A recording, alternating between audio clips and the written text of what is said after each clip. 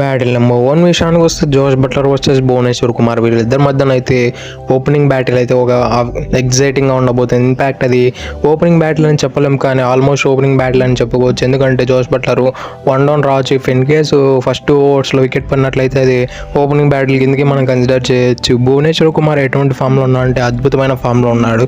ఇక వీరిద్దరి మధ్యన స్టాట్స్ చూసుకుంటే ఇప్పటివరకు 39 బాల్లలో ఫేస్ చేయగా 43 రన్లు ఇచ్చాడు. యావరేజ్ చూస్తే 8.6గా ఉంది. స్ట్రైక్ రేట్ చూస్తే 110గా ఉంది. అలానే 5 సార్లు అవుట్ చేశాడు భువనేశ్వర్ కుమార్ జోష్ బట్లర్. జోష్ బట్లర్ లాంటి ఓపెనర్ని భువనేశ్వర్ కుమార్ 5 సార్లు అవుట్ చేశా అంటే నాట్ అన్ ఈజీ జాబ్. అది కూడా అతడు వరల్డ్ క్లాస్ బ్యాటర్. అది అతడు గత కొన్నేళ్ళుగా ప్రూవ్ చేసుకుంటూ వస్తున్నాడు. అతడు వరల్డ్లో ఏం చేస్తున్నాడో తన బ్యాట్తోని అతన్ని 5 సార్లు T20 క్రికెట్లో అవుట్ చేయాలంటే నాట్ అన్ ఈజీ జాబ్. అది నాకు తెలిసినంత వరకు ఈ వరల్డ్లో భువనేశ్వర్ కుమార్కి ఒక్కడికే జరుగుతుందని నాకు అనిపిస్తుంది. అతనికి తప్ప ఇక ఎవరికి సాధ్యం కాదేమో అని అనిపిస్తుంది. అలానే భువనేశ్వర్ కుమార్ శుభం గిల్ని కూడా 3 సార్లు అవుట్ చేశాడు ఈ T20 ఫార్మాట్లో. కాబట్టి భువనేశ్వర్ కుమార్ అయితే ఈ గుజరాత్ టైటన్స్ పైన అప్పర్ హ్యాండ్ ఉండే అవకాశాలు చాలా ఎక్కువగా ఉన్నాయి. ఇక బ్యాటిల్ నెంబర్ 2 విషయానికి వస్తే Liam Livingstone versus Rashid Khan. వీరిద్దరి మధ్యన స్టాట్స్ చూసుకుంటే ఇప్పటివరకు 73 బాల్లలో పార్టిసిపేట్ చేయగా అందులో 125 రన్లు కొట్టగలిగారు. యావరేజ్ చూస్తే 31.2గా ఉంది. స్ట్రైక్ రేట్ చూస్తే 171గా ఉంది. అలానే 4 సార్లు అవుట్ చేశాడు. లియామ్ లివింగ్స్టన్ స్పిన్నర్లకు తడబడతాడని మనందరికీ తెలుసు. కానీ రషీద్ ఖాన్ ఏకంగా 4 సార్లు అవుట్ అయ్యాడు. అలానే రషీద్ ఖాన్ పైన లియామ్ లివింగ్స్టన్ స్ట్రైక్ రేట్ కూడా 171 మెయింటైన్ చేశాడు. యావరేజ్ కూడా 31 మెయింటైన్ చేసి డీసెంట్గా కనబడుతున్నాడు. మనం అనుకున్నంత వరస్ట్ అయితే కాదు వీళ్ళిద్దరి మధ్యన బ్యాటిల్స్ అయితే. ఇక బ్యాటిల్ నెంబర్ 3 విషయానికి వస్తే Virat Kohli versus Kagiso Rabada. వీళ్ళిద్దరి మధ్యన కూడా ఒక ఎగ్జైటింగ్ బ్యాటిల్ ఉంటుంది. మెయిన్లీ రబాడా అయితే విరాట్ కోహ్లీని గతంలో చాలా వరకు ట్రబుల్ చేశాడు. ఈవెన్ టెస్ట్ క్రికెట్ ఓడే క్రికెట్లో కూడా చాలా ట్రబుల్ చేశాడు. T20 కూడా చాలా ట్రబుల్ చేశాడు. ఇక వీళ్ళిద్దరి మధ్యన స్టార్ట్స్ చూసుకుంటే 32 బాల్లలో 36 రన్లు కొట్టాడు. యావరేజ్ చూస్తే 12గా ఉంది. స్ట్రైక్ రేట్ చూస్తే 112.5గా ఉంది.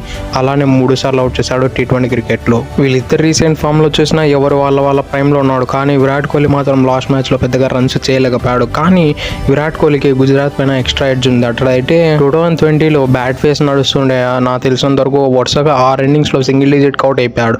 ఆ తర్వాత అతడు గుజరాత్ పైన వచ్చి 50 కొట్టి కమ్బ్యాక్ చేశాడు. ఆ తర్వాత గుజరాత్ పైన 2 50s ఉన్నాయి, ఒక 100 ఉంది. కాబట్టి గుజరాత్ పైన ఒక డీసెంట్ నాకైతే ఉంది. డీసెంట్ యావరేజ్ అయితే మెయింటైన్ చేయగలుగుతాడు విరాట్ కోహ్లీ. వేరాజ్ రబాడా విషయానికి వస్తే రబాడా అయితే విరాట్ కోహ్లీ పైన హై రికార్డ్స్ ఉన్నాయి. అతడంటే విరాట్ కోహ్లీ చూస్తేనే అతడు ఎలా వేస్తాడో అతనికి అర్థం కాదు. అంత బ్రిలియంట్ బౌలింగ్ కనబరుస్తాడు కాగిసో రబాడా. నెంబర్ 4 విషయానికి వస్తే రజత్ పతిదార్ వర్సెస్ సాయి కిషోర్. ఇది కూడా చాలా ఎగ్జైటింగ్గా ఉండబోతుంది. ముందుగా వీరిద్దరి మధ్యన స్టార్ట్స్ చూసుకుంటే ఇప్పటివరకు 19 బాల్లలో ఫేస్ ఆఫ్ కాగా అందులో 16 రన్లు.